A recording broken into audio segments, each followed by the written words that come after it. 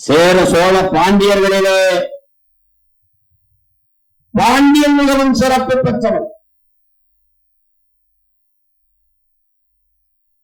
சோழ பெருவேந்தன் பல்வேறு நாடுகளை வென்று பெரிய வல்லரசை நீடிக்கலாம். அவன் அதனிலும் புகழ் பெற்றவன் பாண்டியன். காரணம், முதல் இடை கதை என்று 3 சங்கங்களை வைத்து என் தாய்மொழியை வளர்த்த பெருமை பாண்டிய மன்னர்களுக்கு.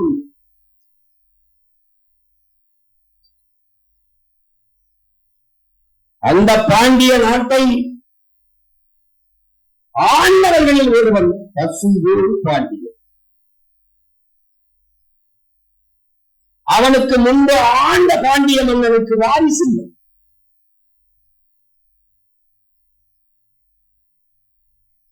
சங்க இலக்கியங்கள் முழுக்க, புறநானூறு முழுக்க அவனை பற்றி பாடுகிறது. விழுதானை பசும்பொருள் பாண்டியன் என்று பாடரும்,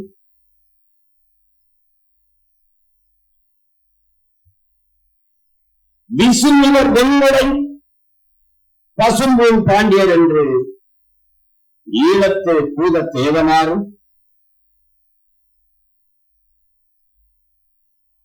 நாடுகள வந்த பசும்பொருள் பாண்டியன் என்று நக்கீரரும், கடல் முதல் தீரு பசும்பொருள் பாண்டியன் என்று மதுரை கணக்காயினரும் பாடுகிறார்.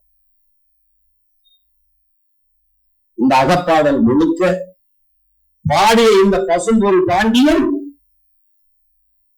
மதுரை ஆண்ட மன்னன் இவன். அவனுக்கு முன்பு மதுரை இந்த பாண்டிய நாட்டை ஆண்ட மன்னனுக்கு வாரிசு இல்லை. அரசர் குலத்திலே அரசர் வாரிசிலே வராத ஒருவனை அடுத்த அரசனாக மன்னனாக தேர்வு செய்கிறார்கள். அவன் தான் இந்த பசும்பொருள் பாண்டியன். அவன் ஒரு இளைஞனை பாண்டிய மன்னனாக தேர்வு செய்த பிறகு சோழனும் சேரனும் முடிவு செய்கிறார்கள், இவனை வீழ்த்தி என்றாத பாண்டிய நாட்டை கைக்கொள்ளலாம், அந்த ஆட்சி அதிகாரத்தை கைப்பற்றி விடலாம் என்று சிந்திக்கிறார். அப்போது அவர்களோடு சில சிற்றர்களை சேர்த்துக் கொண்டு போர் எடுக்கிறார். 7 மன்னர்கள் எதிர்த்து நின்று போர் தொடுக்கிறார்கள். இந்த பசும்பொருள் பாண்டியனை எதிர்த்து அந்த போர் தொடுத்த இடம்தான் தலை இழந்தான். அந்த இடத்திலே 2 பேரரசர்களையும் பல சிற்றர்கள் அரசர்களையும் தோற்கடித்து வெற்றி வாகை சூடுகிறான் இந்த பசும்பொருள் பாண்டியன். அதனாலதான் அவன் தலையிலங்கானத்து செல்வந்த பாண்டியன் என்று புறநானூற்றில் பாடப்படுவார். அந்த பசும்பொருள் பாண்டியன் பிறந்த மண்ணுதான் நாளடைவில் மறி பசும்பொன் என்றாக. அந்த பசும்பொருள் பாண்டியன் பிறந்தபோது சிறக்காத அந்த மண் என் தாக்கல் பிறந்ததால் சிறந்தது. நான் சொல்லிதான் உனக்கு தெரியும், அவன் பிறந்த மண்ணுதான் இந்த மண். ஆனால் உலகத்துக்கே தெரியும், பசும்பொன் முத்துராமலிங்க தேவர் அல்ல, என் தாத்தா பிறந்ததால் அந்த மண் சிறந்தது. ஜெருசலேமில் பெத்லகேம் இயேசு பிறப்பினால் புனிதப்பட்டது. நபிகள் நாயகம் பிறந்த இடம் அவர் பிறந்ததால் புனிதப்பட்டது.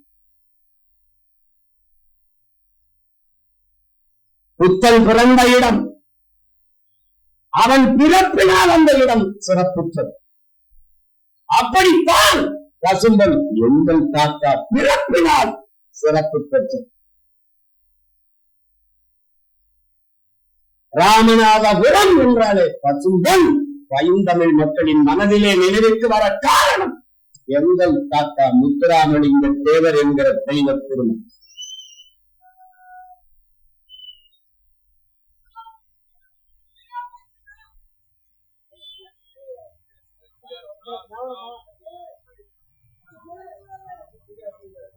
எங்கே பிறக்கிறார்?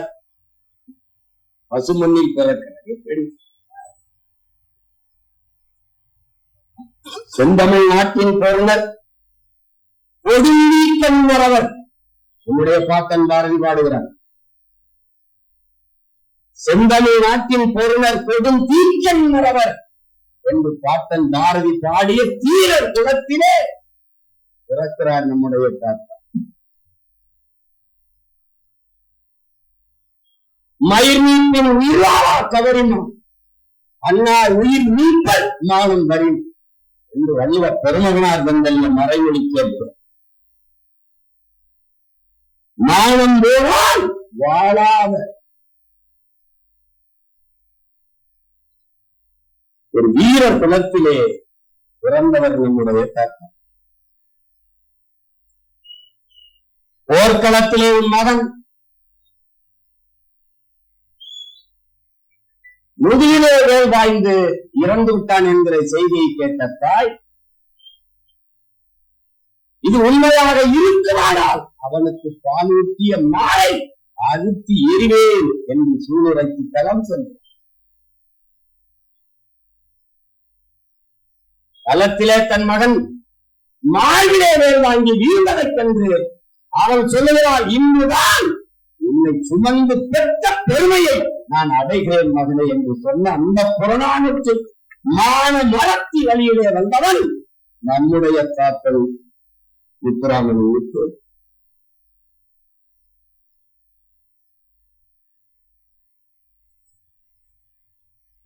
ஓ என்று முரசறைந்த பிறகு வாளை உருவிக் கொண்டு பலபலக்கும் வேலை அடித்துக் கொண்டு வேல் வேல் வெற்றி வேல் வெற்றி அல்லது வீர மரணம் என்று களத்திலே வாய்ந்த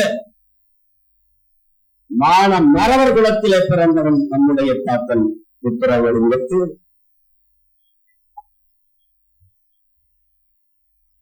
போர்க்களத்திலே மாற்றானுடைய ஈட்டி தன் நெஞ்சை குறிவைத்து வருகிற போது கன நேரம் கண்ணி வைப்பது கூட மானமிக்க தமிழனுக்கு மரத்திலே வீரத்திலே ஐய இழுக்கி என்பதற்காக கண்ணுடையனுக்காக நின்ற ஈர வீர மறவர் குலத்திலே பிறந்தவன் நம்முடைய தாத்தன் முத்துராமலிங்கத்து.